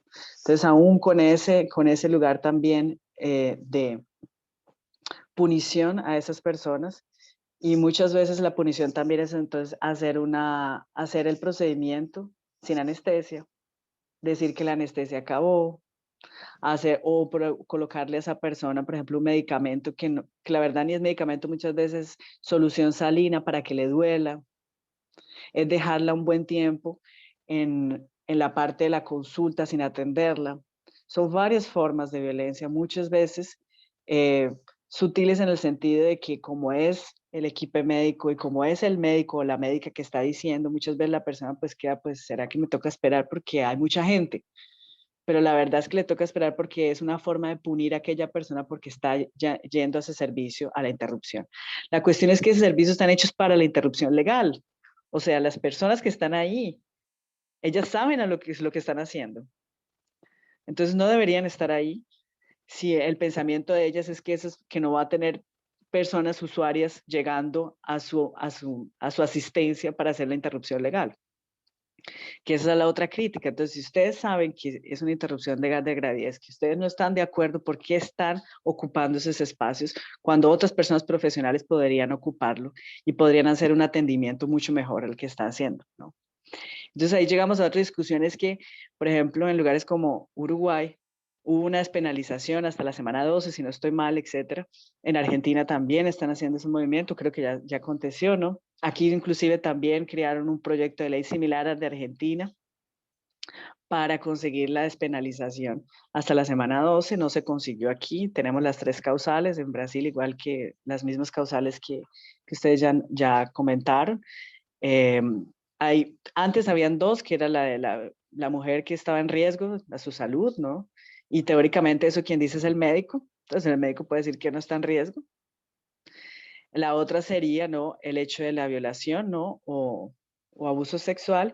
Y la tercera, que fue incluida, inclusive hace poco tiempo, que es por anencefalia, ¿no? Entonces, cuando ese feto no tiene cerebro o tiene alguna malformación que no le permite su vida extrauterina, ¿no?, o fuera del útero. Solamente que cuando se piensa en esa cuestión de la despenalización y la experiencia que hemos tenido, o que algunas compañeras de Uruguay me han comentado, es que, por ejemplo, en Uruguay, por más de que tú tengas el servicio hasta la semana 12, tú no tienes que decir nada, o sea, es despenalizada hasta la semana 12. No tiene que justificar a la interrupción. El problema es que cuando llegas allá, las personas del equipo de la salud, muchas veces, entonces, qué sé yo, estoy con 10 semanas. Y el equipo de la salud hace que se extienda tanto el tiempo que cuando sea el momento de tu llegada, ya pasó la semana 12. Y dicen, uy, lo siento, no vamos a poder hacer la interrupción legal porque legalmente ya fue.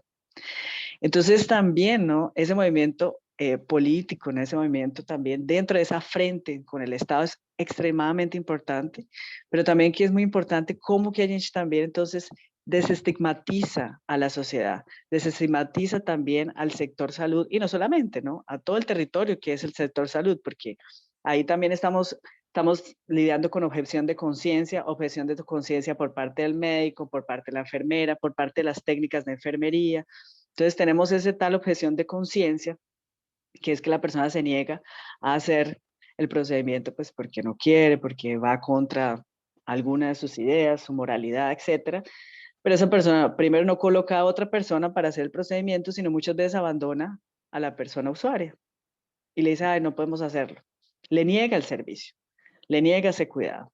Entonces es importante también pensar en otras, y quiero cerrar por ahí mi conversa, en otras frentes, en otras formas posibles de que creemos entre nosotros también ese cuidado y ese acoger esas personas que desean abortar.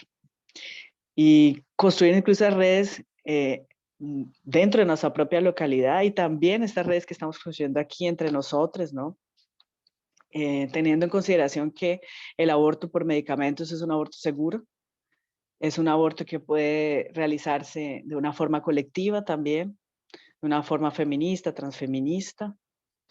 Ya tenemos varias experiencias de varias colectivas en Abya Yala que realizan aborto con medicamentos, con la casa, con las amigas, en la casa, con las amigas. Y no solamente eso, sino que, por ejemplo, en Argentina las propias socorristas son las que les dicen a los médicos cómo deben hacer los abortos. Porque ellas también construyeron todo un sistema, sistematizaron también todos sus acompañamientos. Y a través de esa sistematización consiguieron colocar números, ¿no? Porque vivimos en un paradigma numérico. Entonces las personas quieren números y a ellas consiguieron no tener todos esos números y decir, bueno, aquí de todos esos abortos que hicimos, tuvimos solamente 2 personas que necesitaron ir a emergencia, pero el resto lo hicieron bien en su casa, etcétera. Entonces también yo soy de las personas que creo que construir esa red también de compartir nuestros conocimientos, de compartir nuestras experiencias, de desestigmatizar el aborto, de no pensarlo solamente como un espacio de tragedia, sino pensarlo como un espacio también de otras narrativas, otras historias son posibles también en ese proceso de abortamiento. Y eso es lo que he aprendido mucho con todas las personas que han transitado por mi vida y otros espacios que yo he transitado, y es cuanto que, porque yo también no voy a negarlo que en una época de mi vida, porque como persona de la salud aprendemos, ¿no? A colocar el aborto en un lugar tabú, en un lugar absolutamente marginalizado. Y a través de todas mis experiencias veo cuánto que, por ejemplo, yo era absolutamente, ¿no? Pensando de una forma absolutamente colonial y absolutamente normativa. Y mis experiencias me han ayudado a entender también que yo quiero tirar también el aborto de esa medicalización. Quiero tirar el aborto también de los lugares dichos, lugares institucionales de cuidado, que también son necesarios, pero también es preciso entonces otros espacios de cuidado. Y creería que por ahí yo cierro con eso. Espero haberme hecho entender. Y gracias por escucharme y gracias por compartir y estar aquí con nosotros todos, quienes están escuchando también. La palabra de Ale Mujica Rodríguez, muchísimas gracias. Se nos hace tan enriquecedor tener tu palabra, tener esos conocimientos. Muchísimas gracias por estar en este espacio. Hemos estado con Estefanía Chávez, hemos estado con Ladies Mena y también con Suma Bastidas. Y claro, como ustedes decían, también agradecer muchísimo a nuestras compañeras que están ahí detrás, ¿no? Que están ahí en los controles. Tuvimos ya este primer inconveniente en nuestro primer foro, pero les digo, he quedado así tan enriquecedor charla, quiero decir, se abrieron un montón de espectros que podríamos y dejamos ahí a todos los que nos escuchan, a los que nos escuchan, poder seguir, dejar sus preguntas, dejar sus comentarios, tener estas miradas abiertas. Yo les voy a dar un minutito más para despedirnos a cada uno, empezando sí con Ladies, que le ha tocado esperar, pero darles un minutito para terminar y yo extenderles un abrazo inmenso. No saben cuánto me gustaría poder estar ahí, abrazarles así a la distancia, agradecerles por estar en este espacio, por su tiempo, por sus conocimientos y poner sobre esta mesa también esas discusiones distintas, diversas, que se nos hace importantísimo también en la construcción de esta defensa de derechos. Dejarte la palabra ahí, Ladies, para tener este tiempito de cierre. Muchas gracias por estar aquí. Bueno, no, de nuevo darle las gracias a todas por el apoyo, por la invitación y a todas las personas que estuvieron al pendiente pues de este espacio. Creo que es necesario entender las complejidades de la vida de las mujeres para poder tomar decisiones respecto a hechos como el aborto. Las mujeres no abortan porque son unas vagabundas que andan dándolo sin control a todo el que encuentran en la esquina, sino que hay unas condiciones sociopolíticas que obligan a que las mujeres deban tener estos servicios. Desafortunadamente, no podemos, ¿cómo se dice?, salirnos del marco colonial. O sea, somos sujetos coloniales. Estamos siendo, digamos, cruzados por la colonialidad. Nuestros nombres, nuestro idioma, nuestro lenguaje, las formas de relacionarnos entre nosotros, el amor, la economía, todo lo que estamos viviendo, el Estado, es un sistema colonial. Entonces, si no entendemos eso, vamos a hacer siempre juicios morales que están anclados en lo que a nosotros nos gusta, en los que a nosotros nos interesa, y desconocemos esos ejercicios de dominación que se ejercen de manera especial con mayor fuerza sobre unas personas. Y esas personas son las mujeres, ¿cierto? Y mucho más las mujeres negras o las mujeres indígenas, porque son las mujeres racializadas. Entonces, es necesario pues entender eso, y que eso amerita a que se puedan dar las discusiones desde esta perspectiva, no desde mi creencia religiosa, no desde lo que a mí me gustaría, ¿cierto? A mí me gustaría muchas cosas, a mí me gustaría ser rica, por supuesto, pero no puedo, pues soy pobre, ¿cierto? No puedo. Sin embargo, tengo que habitar el mundo a partir de esa realidad que me circunscribe más allá de lo que a mí me gustaría que el mundo fuera. Entonces, creo que en esa medida es como necesaria la reflexión para comprender las apuestas del aborto y lo que esto implica, y cómo se tienen que mejorar las políticas de salud y atención en salud sexual y reproductiva a las mujeres, porque el aborto es un solo puntito y quizás el más insignificante de todos, porque la violencia sexual contra las mujeres viene naturalizándose desde que son muy niñas. Por ejemplo, en Latinoamérica, en Colombia, y lo he visto en otros países también, que los 15 años de la niña le dedican canciones de que ya eres una mujer, bienvenida a la mujer, adiós a la niña, en serio.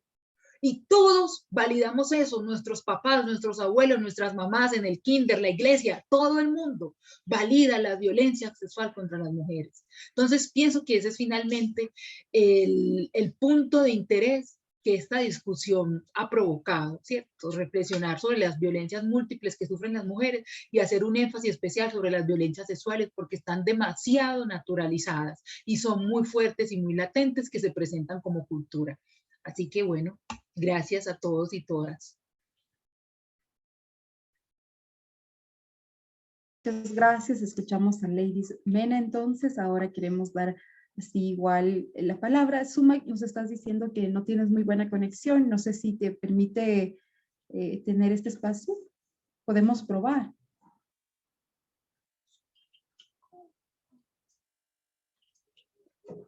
¿No? Estefanía, la palabra está suelta. Gracias.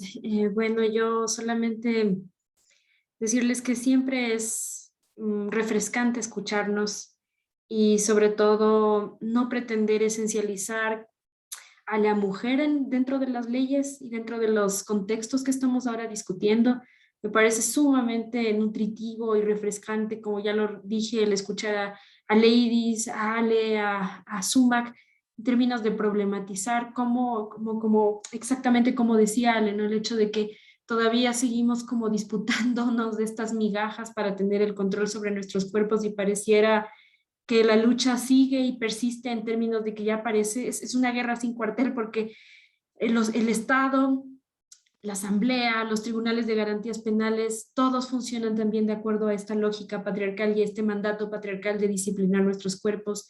Creo que es sin duda importante que ahora, por ejemplo, en el proceso que existe, el proceso político que vive el Ecuador en torno a la aprobación de la ley para despenalizar el aborto por violación, se incorporen estas visiones interseccionales y que vienen de otros contextos que no son únicamente el de las mujeres mestizas urbanas, sino el que son de lo que decíamos justamente mis colegas, ¿no? O sea, el hecho de hablar de mujeres que, por ejemplo, no son binarias, mujeres que, personas no binarias, mujeres que también, por ejemplo, provienen de contextos empobrecidos, mujeres que están también disputando esta posibilidad también de enunciar sus realidades desde puntos de enunciación que no son los que una ley te plantea así fríamente y de una forma súper objetiva, ¿no? Las leyes propiamente están siempre planteadas desde esta mirada, sí, de esencializarnos, de despojarnos de estas particularidades, y creo que ahora el reto es cómo logramos también que esta propuesta se enmarque en un diálogo que profundice en las brechas de acceso que tienen las mujeres.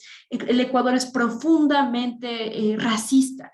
El sistema de salud en Ecuador desconoce las dificultades que tienen las niñas, las mujeres indígenas, las mujeres afro, para poder acceder a desde anticonceptivos, desde a profilaxis de emergencia cuando han sido víctimas de violación, a acceder a la interrupción legal de su embarazo, ¿no? Existen connotaciones sociales que impiden que puedan acceder sin ser juzgadas y estereotipadas.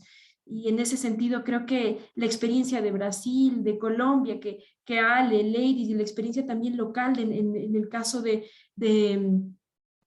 Suma, que traía también a colación como la experiencia personal que ella también ha tenido en este ámbito, creo que nos conlleva como a ver que hay una polifonía de voces, y el reto ahora es también reconocer un diálogo democrático entre todas para que esta ley se nutra, ¿no? Así que creo que ha sido sumamente interesante escucharlas, y les mando un gran abrazo a Jacqueline también por moderar de una forma con tanta paciencia, porque realmente los retos de la virtualidad nos ponen a correr a mil a todas y nos implican como dobles jornadas de trabajo, así que agradecerte mucho por haber hecho posible también este espacio de encuentro. Muchas gracias, Estefanía Sánchez, desde esta voz también. Muchas gracias por estar en este espacio. Y la palabra está suelta, Ale, para concluir ya nuestro encuentro. Gracias. Pues agradecer más una vez la invitación, agradecer más una vez también todo lo que hemos compartido aquí. Para mí fue bastante, como tú dijiste también, Estefanía, creo que pero me inspira lo que dijiste como una bocanada de aire fresco, ¿sabes? Es bien bonito estar aquí compartiendo con ustedes, y yo espero también que consigamos construir red, ¿no? Más allá también de este espacio que hemos construido juntos, sino que intentemos también, por favor,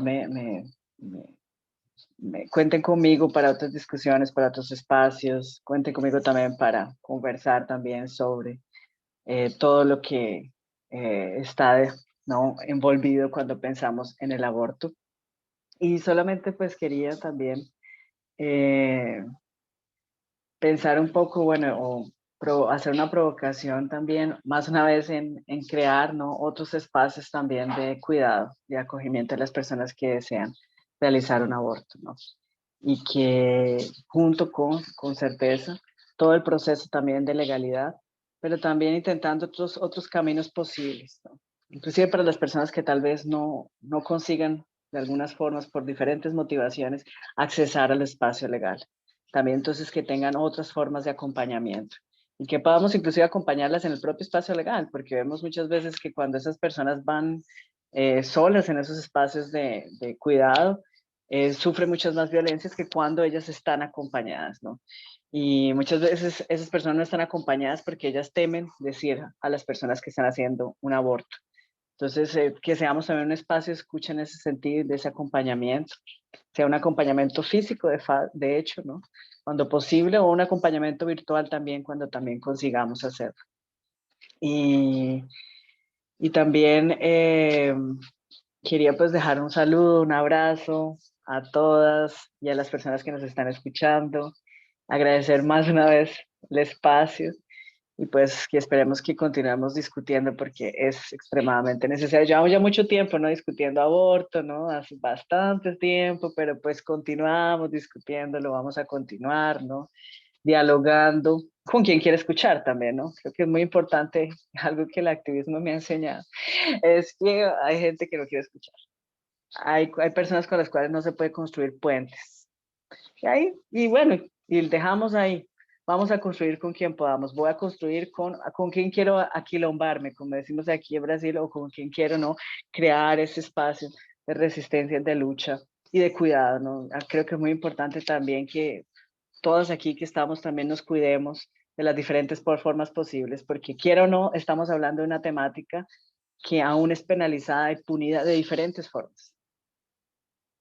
Inclusive las personas que hablamos sobre derecho también somos punidas de diferentes formas. Entonces también que consigamos crear esa red, ¿no? Tejer esa red para que nos cuidemos entre nosotros, para continuar también esa lucha y saber también cuándo tenemos que dar un cuidado, un autocuidado también en esos espacios, ¿no? Porque nos afecta bastante también, por lo menos personalmente me afecta bastante estar en estos espacios también de lucha, ¿no? En relación al aborto, porque ya recibimos amenazas de todo, ¿no?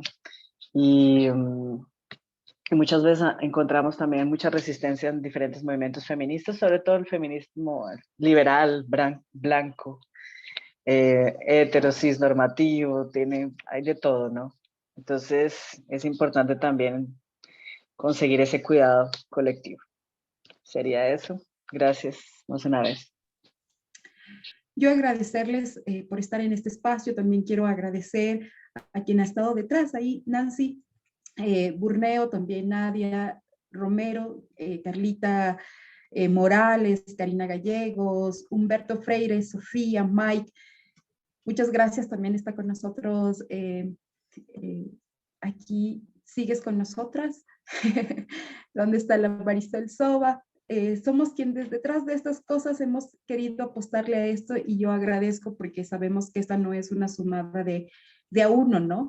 Sino que es este juntarnos, agradecerles también a todos los que nos están siguiendo, los que nos seguirán y los que podrán dejar ahí sus mensajes. Y yo tomo esas palabras que creo que han sido muy, muy reconfortantes, que es poder tejer entre nosotras, decirles que con Ladies te tomamos la palabra, Ale. Con Ladies vamos 2 años, ¿verdad? Compartiendo y ha sido así enriquecedor un montón, así es que bienvenidas también a este tejer, desde acá, desde este espacio en el Ecuador también y desde nuestras luchas como mujeres negras, pero también desde nuestra defensa del derecho de las mujeres y el derecho de los pueblos también. Agradecerles, Marisol, para cerrar, yo agradecerles mucho por este espacio y por todo lo aprendido. Marisol. Claro que sí, Jackie, muchísimas gracias. Yo creo que ha sido una espectacular escucharles. Yo siempre me construyo, me enriquezco de cada aprendizaje de cada una de ustedes. Como dice Jackie, con Eddie venimos haciendo muchas construcciones. Esperamos seguirte teniendo siempre. Igual a ustedes, muchísimas gracias. Ale, Estefanía, Suma, que también es nuestra compañerísima. Agradecerles y muchísimas gracias por esos aportes importantísimos, esas construcciones que ustedes hacen. Yo creo que ahí está la lucha, pero sobre todo ahí está ese legado. De aquí a 10 años volveremos a seguir escuchando a Ladies, a Ale, a Estefanía y a todas las mujeres que se unen para construir y garantizar esos derechos que nos corresponden y son naturales para nosotras. También invitarles a toda esa audiencia que nos siga siguiendo en nuestras redes. Por favor, síganos en nuestras redes y también invitarles porque tendremos más foros. Les invitamos el próximo jueves a la misma hora ya con otro foro, otro tema. Están también cordialmente invitadas ustedes las ponentes de esta noche, pero invitarles a toda esa audiencia y por favor decirles que nos sigan en nuestras redes, Ecuador es Racista, para Twitter, Facebook, Instagram, que nos sigan, que nos comenten, que compartan todo lo que está ahí, que nos dejen igual sus preguntas de los foros, que igual estaremos ahí para responderles. Muchísimas gracias y buenas noches. Un abrazo, Marisol, y a todas. Cuídense mucho, un abrazo y qué gusto coincidir en este encuentro. Se cuidan, gracias. Wow.